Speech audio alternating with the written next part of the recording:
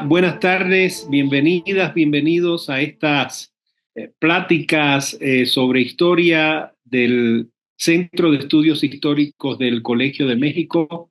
En esta ocasión hemos invitado al colega Javier García Diego, un historiador muy reconocido y versátil en temas, especializado en temas sobre la Revolución Mexicana, sobre la historia de los intelectuales, las instituciones culturales, el campo académico en México en buena parte del siglo XX y además un historiador con una larga trayectoria en la gestión académica, fue presidente del Colegio de México, ha sido en los últimos años director de la Academia Mexicana de la Historia, encabeza actualmente también la Capilla Alfonsina y tiene una cualidad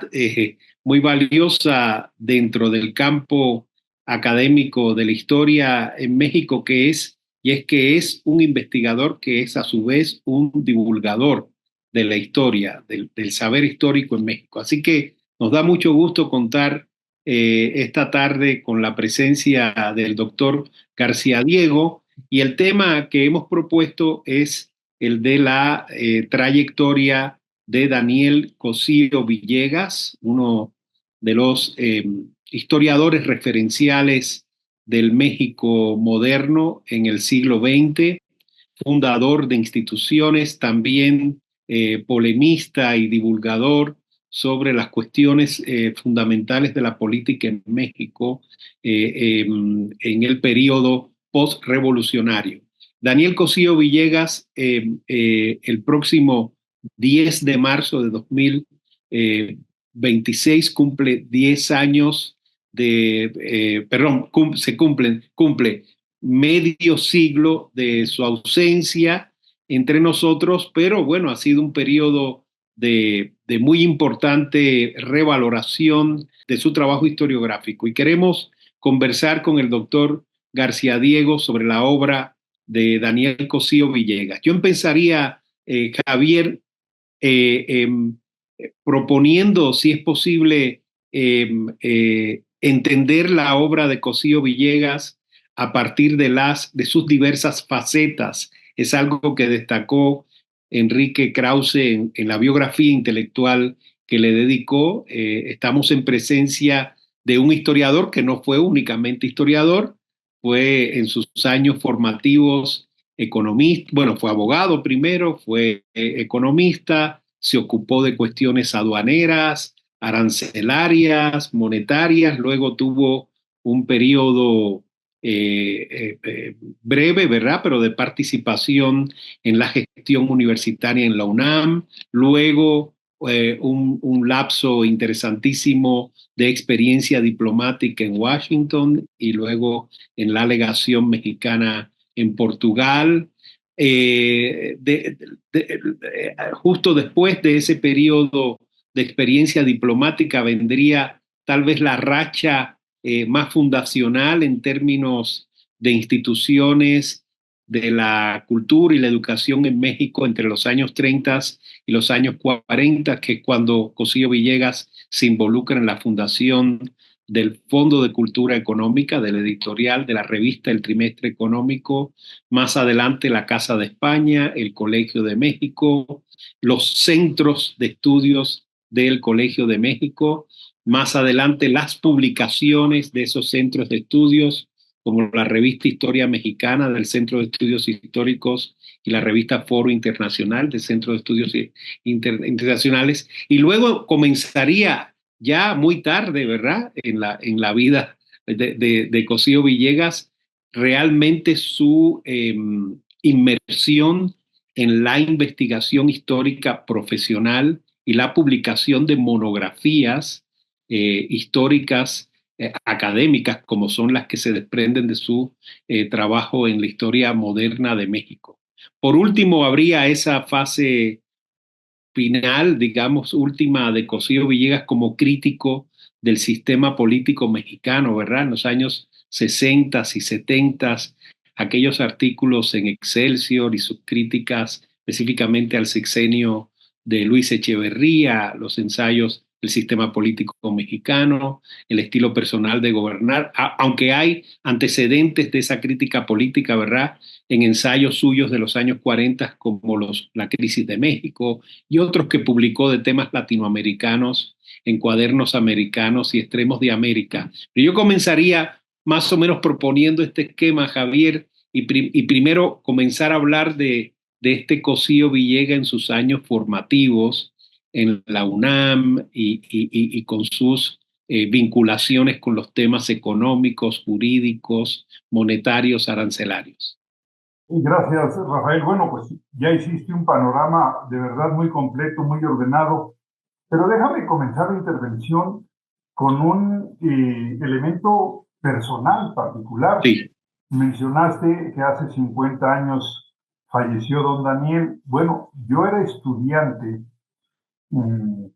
todavía del Centro de Estudios Históricos, había ingresado allá por 73, 74 al doctorado. Todavía don Daniel nos dio el último curso, pero cuando murió nos llevaron al entierro. Yo recuerdo haber estado en el entierro allá en el Panteón Jardín, acarreado por las autoridades del colegio. Dijeron sin chistar, vamos todos al entierro de don Daniel. Así que ese es, entre otros, mi último recuerdo de él. Creo que marcaste un punto fundamental. Don Daniel no solamente fue historiador, don Daniel fue, yo diría, un científico social. ¿Qué quiere decir un científico social? Bueno, primero estudió en la Escuela de Jurisprudencia porque no tenía otras opciones, ¿sí? Pero desde entonces mostró sus intereses diversos. Entonces, fue un mal estudiante de jurisprudencia. ¿Acaso de todas, como él llama, de todas sus casacas, la que menos quiso y en la que menos duró fue la de abogado? Fue un muy mal estudiante en la escuela de jurisprudencia, al grado de que tuvo que ir a titularse a la Nicolaita, a Michoacán, ¿sí? Sí, ajá. Que En después de varios Morelia. años de haber iniciado la carrera, repito que no pudo concluir por alguna razón en la Escuela Nacional de Jurisprudencia, pero al mismo tiempo que era estudiante de jurisprudencia, comenzó a ser profesor de ética en la preparatoria, sustituyendo a Vicente Lombardo Toledano. Sí, También se convirtió en asistente de la clase de sociología de Antonio Caso. sí. Entonces, ¿qué quiere decir esto? Que el hombre tenía intereses que iban más allá de sus estudios de abogacía, que repito, nunca le interesaron mucho. De hecho, hay por ahí una anécdota famosa en la historia del colegio que tiene que ver con Antonio Latorre, que se llama El Carajo de don Daniel. Estaban hablando Alfonso Reyes y don Daniel, se acercó Antonio Latorre, que entonces era un muchachito, y Alfonso Reyes le dijo, bueno, recíbase de abogado, Antonio, para que pueda usted aquí seguir con nosotros formándose. Y don Daniel lo interrumpió y le dijo, Alfonso, ¿para qué carajos nos ha servido a ti y a mí el título de abogado? Así que esa parte de él es menor, pero lo que es muy importante es que haya sido muy cercano a Antonio Caso, ¿sí? eh, Sí, como asistente del curso de sociología y en algún momento asumió el curso, aunque la titularidad la tenía don Antonio Caso. Y por otro ajá. lado, el haber sido sustituto de Lombardo Toledano nos habla de dos cosas. Don Daniel pudo haber sido un estudiante, como él decía, menos que mediocre, pero le tocó vivir entre dos grupos o cercano a dos grupos que son nada menos que el del Ateneo, Sí, el de los 7 sabios. sí. Muy importante para la historia intelectual, para la historia cultural y para la historia de las instituciones educativas y culturales, ¿sí? La existencia de esos dos grandes grupos.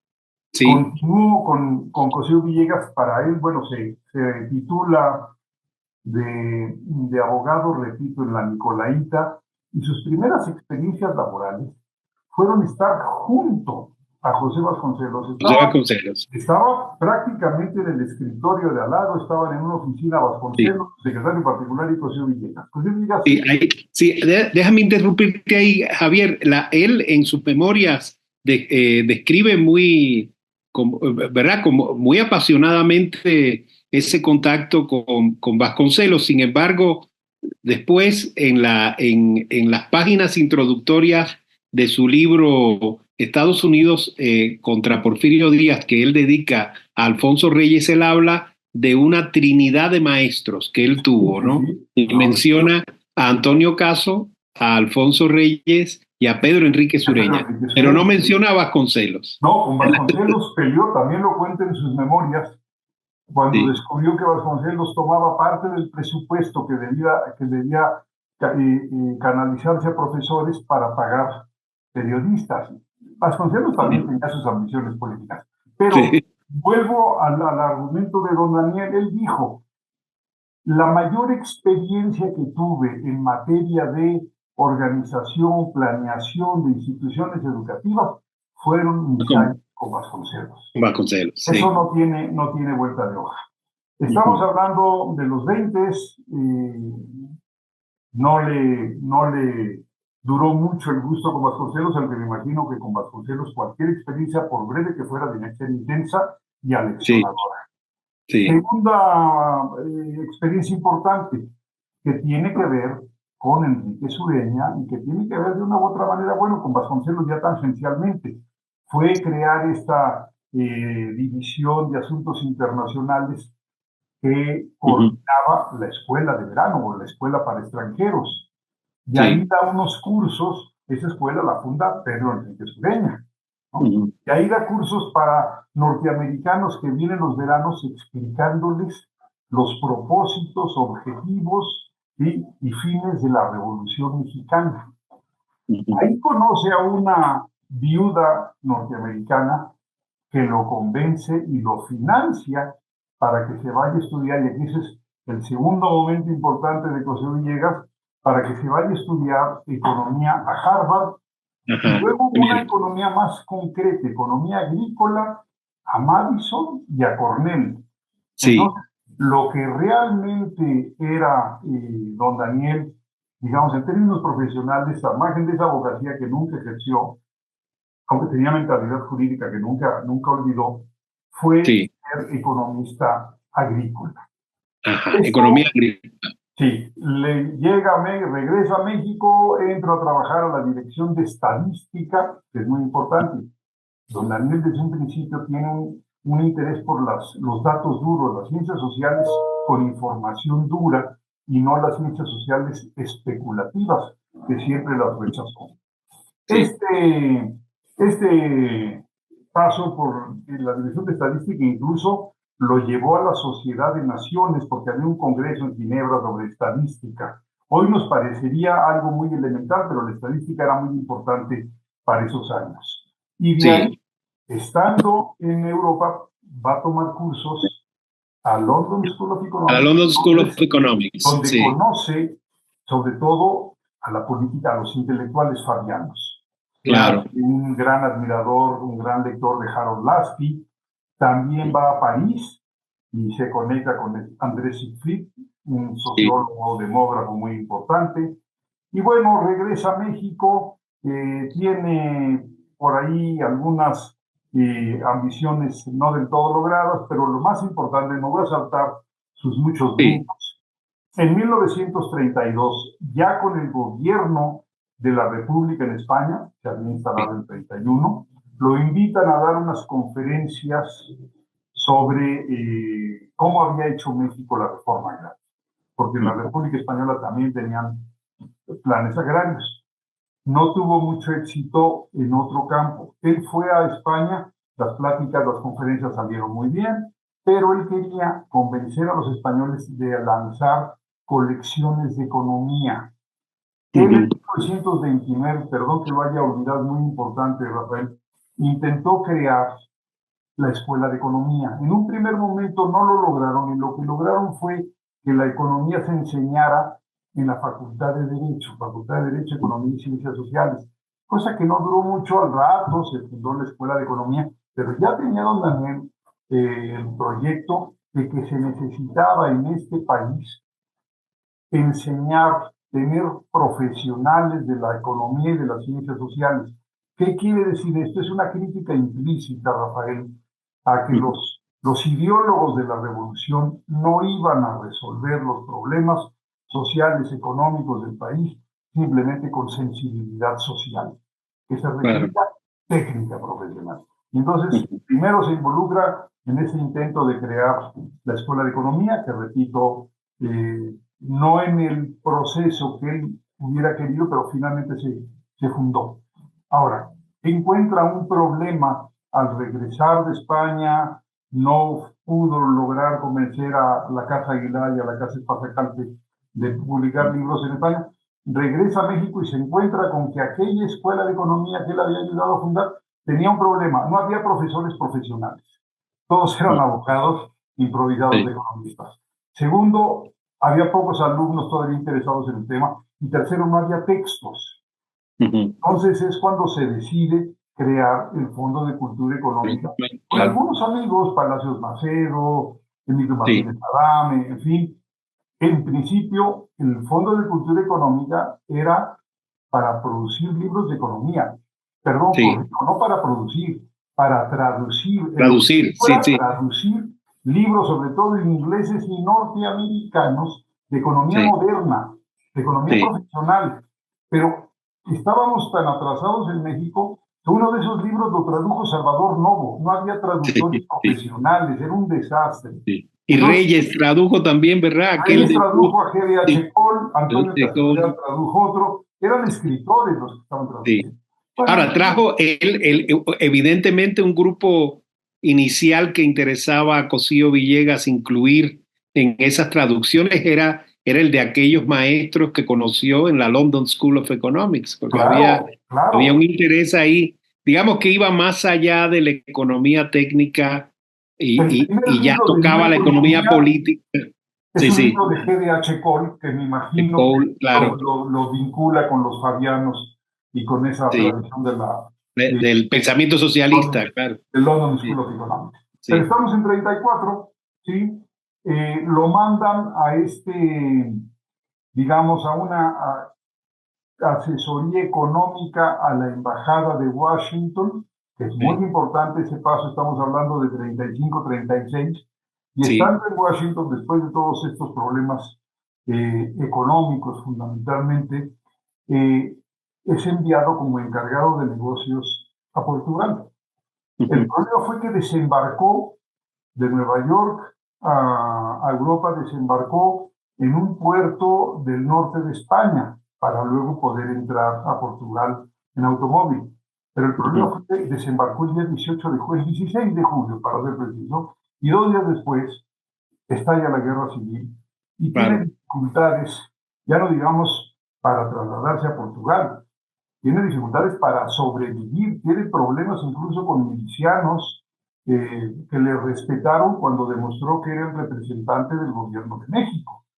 Esto le permitió llegar a Santander.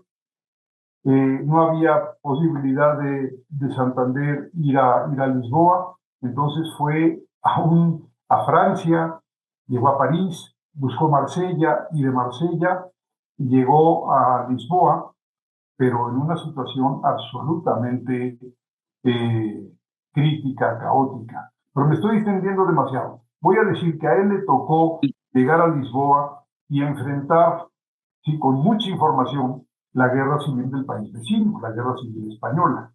Y muy pronto, como él estaba muy informado por su contacto con las universidades inglesas y norteamericanas, que ya habían empezado a absorber a intelectuales de origen judío de las universidades centroeuropeas, se le ocurrió hacer lo mismo con investigadores, intelectuales españoles que pudieran trasladarse a México temporalmente, ¿sí? Porque confiaban en el triunfo del gobierno republicano, que pudieran trasladarse a México, podían enseñar al día siguiente de su llegada, no tenían que aprender la lengua del asilo, ¿sí? El país de asilo. Entonces le propuso esto a gente cercana a Cárdenas, a Mújica y a Montes de Oca. Cárdenas dio el aval, pero entonces comenzaron las vicisitudes y los problemas. Primero que todo, ubicar qué profesores españoles serían los indicados. Segundo, entrar en contacto con ellos, convencerlos de aceptar trasladarse a México, convencer al gobierno de la República de que les dejara salir, porque algunos estaban involucrados con puestos dentro del gobierno de la República. Bueno, esto le tomó cosa de 2 años y finalmente en 38, a mediados de 38, con estos profesores que pudo convencer, que fueron 12 inicialmente, 11 varones y María Zambrano, fueron los que llegaron a México en un primer momento, se crea la Casa de España. Y entonces tengo que decirlo rápidamente, hay gente que piensa, Rafael, que el creador de la Casa de España y del Colegio de México es Alfonso Reyes. Falso. Sí. El creador de la Casa de España, en su proyecto y en el proceso de organización inicial, se llama Daniel Cosío Villegas. Y creo que ya es tiempo de que lo reconozcamos. Alfonso Reyes en ese momento, 37, 38, mientras don Daniel organizaba la futura Casa de España, sí. Alfonso Reyes estaba de embajador primero en Argentina y luego vendiendo petróleo en Brasil. Claro. Así que de ninguna manera participa Reyes. Entonces, sí. José Villegas regresa a México, el gobierno le dice que tiene que organizar la llegada de estos españoles, pero don Daniel y su esposa se involucraron hasta en conseguirles casa, buscarles lugar de acomodo, en fin, una cosa muy personal, muy familiar. Por eso se llamaba la Casa de España, con un concepto de cobijo, ¿no? No solamente de asilo, de cobijo. Sí. Y en 38, repito, se funda la Casa de España. Meses después, allá por marzo de 39, regresa finalmente Alfonso Reyes y el gobierno de Cárdenas lo tiene desempleado, va a dejar ya los puestos diplomáticos, y entonces lo nombra presidente de la casa. Sí. Pero el secretario general era don Daniel. Claro. Van a tener una dupla, yo diría, con sus estiras y aflojas, pero muy provechosa. Porque sí. Alfonso Reyes tenía muy buena relación con los españoles que vinieron a la casa del colegio, porque los había conocido durante sus 10 años madrileños. Claro. Pero el que conocía el sistema educativo mexicano, el sistema político mexicano, las secretarías del financiamiento, estoy pensando en Hacienda, estoy pensando en el Banco de México, era, sin lugar a dudas, Daniel. Claro. Entonces hicieron una dupla y organizan el Colegio de México, sí, en octubre de 40, a semanas de que termine el gobierno de Cárdenas, porque es una transformación genial. Ahí se ve la visión de Cosío Villegas, también la de Alfonso Reyes, pero sobre todo es Cosío Villegas, quien dice, primero que todo, nos han llegado decenas, cientos de solicitudes de asilo de muchos más de los intelectuales que habían sido invitados a partir de la derrota del gobierno del ejército republicano en marzo, abril de 39. Entonces, era inmanejable para la Casa de España. Segundo, se iba a Lázaro Cárdenas, y bueno, la Casa de España estaba directamente, personalmente ligada a Lázaro Cárdenas. Entonces, podría ser el riesgo de que el siguiente presidente pues, la desatendiera un poco. Entonces, había que convertirla en una institución del sistema educativo mexicano plenamente nacional, con instalaciones, lo que tomó todavía muchos años, con programas docentes propios, porque la Casa de España no tuvo programas docentes propios. Entonces, esta es una transformación genial en donde está don Daniel. Y yo diría que a lo largo de los años, don Daniel va a ser el secretario general del Colegio de México hasta la muerte de don Alfonso. Él va a conservar la presidencia. Pero sí, ¿y fue tesorero en una época también? ¿O en algún momento lo nombraron director. Ya cuando Alfonso Reyes estaba, pero no quería dejar la presidencia, pero don Daniel reclamó que no podía seguir siendo secretario si llevaba la institución. Don Alfonso estaba, pues, ahora sí que aislado por sus infartos, y estaba en Cuernavaca la mayor parte del tiempo. Bueno, el caso es que yo veo, por un lado, Alfonso Reyes el que dice los sís, ¿no? Era el hombre de los brazos abiertos, el de la sonrisa, pero el que le pone al colegio su carácter de lugar de trabajo, de Sí, seriedad, pero más aún que eso, Rafael, el que pone en el Colegio de México disciplinas sociales. claro. Así que Que tenía una visión, como decías, de las ciencias sociales y de la absolutamente, profesionalización de las ciencias absolutamente. sociales que se refleja en la creación de cada centro Así del es. Colegio de México, Bueno, claro. no en balde, digamos, primero fue historia, Ujú. luego fue Centro de Estudios Literarios, así se llamaba, luego cambió de nombre. Y hubo un centro de estudios sociológicos en 43, Ya que no desde 43, sí. fructificó, pero ahí estaba don Daniel. Y otra cosa, Rafael, para Alfonso Reyes, el Colegio de México podría ser un lugar en donde los intelectuales españoles escribieran sus obras, Ujú. así, al escribir sus obras, Sí, con una beca permanente. Don Daniel sí, nunca aceptó esa esa perspectiva idea, y claro. siempre quiso haber centros para ejercer docencia, programas docentes. ¿Sí? Alfonso Reyes nunca se interesó en la docencia, yo creo que nunca estuvo en una práctica. En cambio, Ujú. don Daniel pues había vivido, repito, remontémonos a su experiencia con Sí, Vasconcelos. Muere sí. Alfonso Reyes en 59, Cosío asume la presidencia ahora sí, pero Presidencia. lo asume por poco tiempo, de 60 a 63, y lo Ujú. primero que hace es crear el Centro de Estudios Internacionales. Hay que recordar al don Daniel Sí, diplomático, al don Daniel interesado Andrés. en el mundo. Mencionaste tú sus ensayos. Está presente ya el mundo, la Unión Soviética y Europa, todas las Sí, organizaciones, la reconstrucción económica del mundo. Ahí está don Daniel.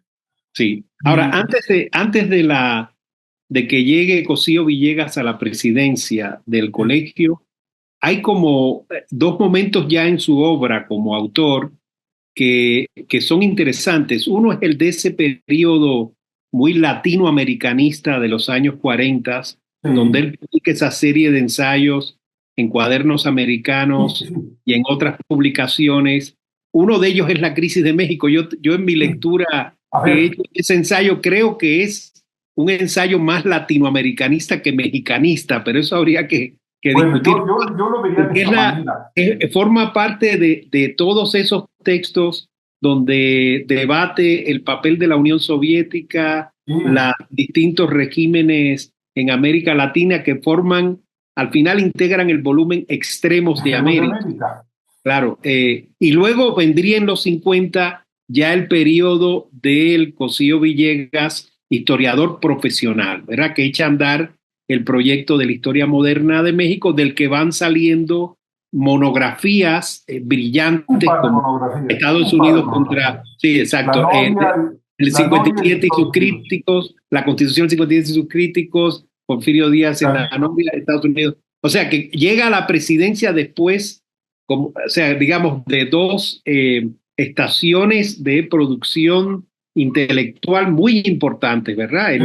Sí, Los ensayos latinoamericanos y la historia moderna de sí. México.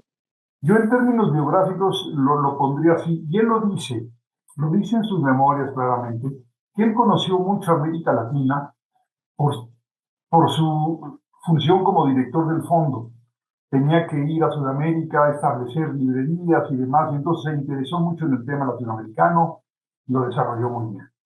Esos Eso lo ensayos conecta con Vasconcelos también, ¿verdad? Con también, la, ¿no? sí, claro. Había ido a Buenos Aires a Montevideo, en fin, eso lo tiene don Daniel muy claro. Y en 1947 escribe La crisis de México. Yo sí la sigo viendo un ensayo muy enfocado en México, Rafael, por lo que sigue. Lo escribe a meses de haber tomado la presidencia Miguel Alemán. Y es un reclamo. Lo que él dice es la revolución ha perdido el proyecto, el propósito, digamos, el proyecto que tenía. Es un artículo, para mi modo de ver, muy nostálgico del Estado Sí, revolucionario, del cardenismo, del que don Daniel había sido parte de una u otra manera, no de alto nivel, pero sí era un convencido del cardenismo en ese momento. Ahora, este artículo de la crisis de México va a provocar, por un lado, es el primer artículo, tal vez otro de Silva Herzog de esos mismos meses, Esos mismos años, sí. donde comienza el reclamo a la Revolución Mexicana. Comienza la escuela de la crisis de la revolución, te acordarás de Y luego del fin o de la muerte de la exacto, Revolución ha muerto la Revolución Mexicana. Todo Mexicana. eso comienza con esos artículos de don Daniel y Sí, de Silva Herzog. Pero además comienza otra cosa. Ese artículo de la crisis de México provocó decenas de reseñas, sí, decenas. Yo he contado 60, que son muchas, pero sí, sí. una le impactó, que es la de José Revueltas. ¿Sí? Ajá, Y José sí, Revueltas dice, a ver, don Daniel, la crisis no es política, no es moral, es histórica. Y entonces don Daniel se pone a estudiar historia a partir de 1947-48, ujú, y aquí sí quiero tomar un punto. Hasta ese momento, el Centro de Estudios Históricos, fundado en 41, era básicamente un centro de Silvio Zavala, de sí, estudios virreinales, coloniales, hispanos, comunitarios, demás, con una perspectiva latinoamericana y, si quieres, una perspectiva incluso imperial. Pero sí, llega don Daniel, se empieza a meter como historiador, y uno de sus primeros logros es crear la revista Historia Mexicana, que tú dirigiste. Entonces, sí, sí, conoces sí, bien la historia. Fue una revista que generó algunos rechazos porque lo consideraban, primero que todo, un advenedizo de la historia, y también le sí, criticaban que estaba llegando tarde. Dicen, es paradójico, es un advenedizo viejo, tenía ya más de 50 años don Daniel cuando crea sí, Historia Mexicana, pero es un parteaguas para la disciplina. Es una sí, revista que se sigue publicando 74 años después o 75, con una sí, puntualidad y una calidad excelente. Eso es que don Daniel tenía siempre proyectos muy grandes. Él no sí, era poquitero, él era de verdad un visionario. Entonces se crea Historia Mexicana, que no se va a reducir a los estudios virreinales y coloniales, como le ujú, gustaba a Zavala, y pronto también empieza a conseguir recursos para hacer la historia moderna de México. Y sí, aquí quisiera nada más destacar 2 o 3 puntos. Uno, ahí está sí, su metodología de la historia. Es una metodología regresiva. Dice, para entender el presente tenemos que entender la revolución. Para entender la ujú, revolución tenemos que entender el porfiriato, porque hay muchos puentes, o sea, no hay la ruptura que uno supone. Claro, hay cambios, pero también hay sobrevivencias. Y luego dice, para entender el porfiriato hay que entender la república restaurada, hay que entender el movimiento liberal del que tiene Porfirio Díaz. Entonces, una metodología, la historia para entender el presente. Segunda ujú, aportación, a mi modo de ver, fundamental. No nada más historia política, como se hacía antes, o incluso historia militar. Es importante la ujú, historia económica y la historia social. Y aquí recuperamos aquel científico ujú. social que había interesado en la sociología desde muy joven y que había hecho estudios de economía. Él usaba ese concepto de vida social, vida económica, vida Así es. política después, vida política interior, vida Exterior, política exterior, sí. claro, una Este, visión de mundo. conceptualmente es muy interesante eso, desde A el ver, punto de vista Rafael, historiográfico. hoy lo Sí, vemos como algo obvio, pero sí, en aquel momento fue brutalmente innovador. Y sí, entonces nadie había hecho hasta ese momento de manera sistemática claro. la historia con parte económica, parte social, la parte internacional, dando lo que era don Daniel también, visión de mundo. Sí. Siempre la tuvo. Y hay otra Ujú, cosa, hacer una historia en un tiempo tan cercano. ujú, Muchos historiadores, sobre todo de la UNAM, le cuestionaron, perdón, cómo hacer historia en un tiempo tan reciente. Entonces es muy sí, innovador en perspectiva. 60 años atrás, 70, Así claro, es, sí. así es. Esto fue Medio brutalmente siglo, innovador. una historia.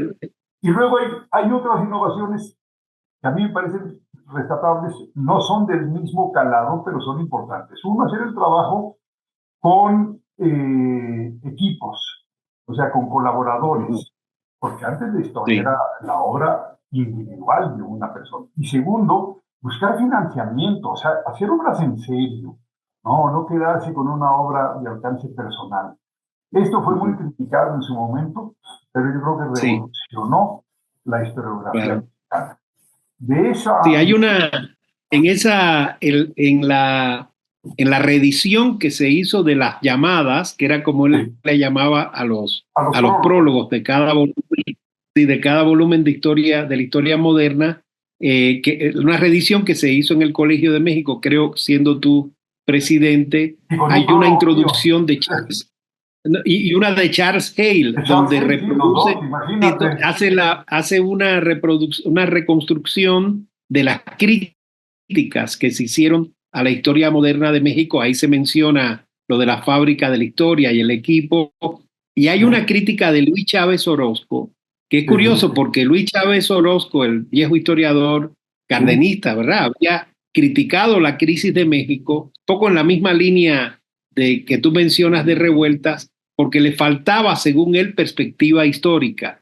Y la crítica que le hace a la historia moderna era que era demasiada historia. Es decir, lo que dice, se han internado en una serie de detalles insignificantes sobre la historia política y social de la República restaurada y el porfiriato. O sea que es la misma crítica, pero al revés. Y claro, era un poco lo que tú decías, que él se sentía a lo mejor interpelado por el hecho de no ser historiador profesional, pero después acabaron reprochándole ser demasiado historiador, ¿verdad? Sí, demasiada información. Sí. Con esas reseñas dicen, lo que debe hacer es leer directamente algunos documentos. En fin. Exacto, hay otra crítica muy... Eran miles y miles de fichas, ¿verdad? Era un trabajo de archivo impresionante. Sí, que por cierto se conservan en el archivo del colegio. Sí. Pero hay una crítica que a mí me hace mucha gracia, porque se acompañó de González Navarro, que era abogado y luego había hecho sociología, de Francisco Calderón, que era un economista, don Daniel, que era abogado, economista, era científico social. Entonces, en una de estas reseñas dice, si a este equipo, porque se burlan de que era un equipo, a este equipo lo único que le falta es un historiador. Exacto, sí. Bueno, González sí que lo era. También les dicen rastacuaces a los ayudantes. Oye, llamarle rastacuaces a González Navarro y a Luis González, no, bueno, por favor.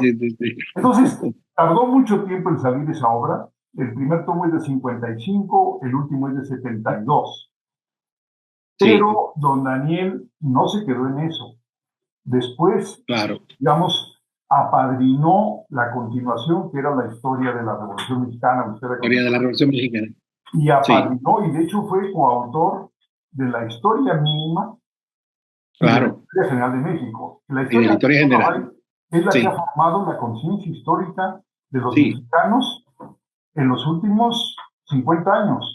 Sí, que es el gran proyecto de divulgación histórica que sigue siendo referente para todo lo que se hace en ese sentido en México, sin duda. Este es el legado.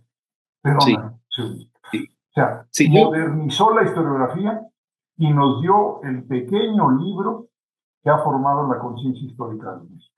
Así es. Así de chiquito es el legado. Nada más, imagínate. Yo creo que podríamos hablar, Javier, en los minutos que nos quedan, si te parece, del último Cosío Villegas, el crítico del sistema político mexicano. ¿Qué balance harías tú de este Cosío Villegas? Yo creo que muy vigente también, ¿verdad? Sí, me encanta esa pregunta, porque don Daniel siempre dijo que la historia, él no era un historiador anticuario, no era un historiador nostálgico del pasado. Él decía, la historia es un instrumento para entender el presente. No el único, pero es un instrumento insoslayable. Entonces, a él lo que le interesaba era el presente. Cuando termina la historia moderna, 72, cuando hace la historia mínima, que es más o menos por esos años, 73, 74, si no mal recuerdo, la historia general va por ahí, don Daniel ha arrancado su última casaca, como él decía, que es la del crítico político. Es que le interesaban sus tiempos. Él empezó a escribir, Rafael, en el Excelsior en agosto de 68. Yo estoy seguro que lo motivó pues la crisis política, de la ceguera gubernamental, el radicalismo estudiantil, cómo se estaban acomodando los intelectuales. Entonces empezó a escribir su artículo en el Excelsior. Luego se sumaría al equipo de Octavio Paz, en plural, también, columna mensual. Y luego vino, pues, el famoso, bueno, es un ensayo, el sistema político mexicano, pero en realidad son 4 ensayitos, entre Sí, 74 y 76. Primero el sí, sistema político mexicano, luego el estilo personal, luego la sucesión, la asociación presidencial. desenlaces y perspectivas, en fin. Eso era precisamente el curso que nos estaba dando cuando murió su último curso en el Colegio de México, donde con esto casi concluiría. Ujú. Al inicio del curso dijo, hay 2 Danieles, Daniel mártir y Daniel profeta. Yo soy Daniel profeta. Y todo el Ya, curso trató de decirnos que el sucesor era obviamente Moya Palencia. sí, Entonces, cuando le claro, dijimos con claro, Daniel, ¿qué sí, pasó con su capacidad sí, de visionario, de profeta? Se molestó muchísimo. Era un hombre brutalmente inteligente, brutalmente constructor. Sea, él lo que quería era construir. Él creció con esa generación de 1915 que tomó una decisión, Rafael, que era reconstruir al México postrevolucionario con ujú, instituciones. Ya está Lombardo Toledano, Alfonso Caso, Gómez Morín, Castro Leal, cada quien en su espacio, pero a ujú. reconstruir un país. No a reconstruir el México porfiriano, ¿no? Por eso la palabra reconstrucción debe cuestionarse. Es construir el México del siglo XX. Los Muy bien, revolucionarios destruyeron el antiguo régimen, Pancho Villa, pero los constructores del México del siglo XX, yo creo que está en este grupo de jóvenes comprometidos, de los cuales Porfirio fue muy bien, parte fundamental. muy bien. Muchísimas gracias al doctor Javier García Diego por compartirnos esta evocación de Daniel Cosío Villegas eh, en en estos días en que se cumplirán 50 años de su fallecimiento. Gracias. De su fallecimiento, porque sigue presente, ¿eh? Sigue presente, a Muy bien. pesar de ya no estar con nosotros, y lo va a seguir estando. Dejó instituciones, fíjate, Rafael, 2 de las instituciones que él fundó han obtenido post-mortem, ya muerto él, el premio Príncipe de Asturias. Así es. Quiero que me digas quién otro Sí, ser exacto. humano ha obtenido ese Sí. reconocimiento. Muchas gracias, Javier.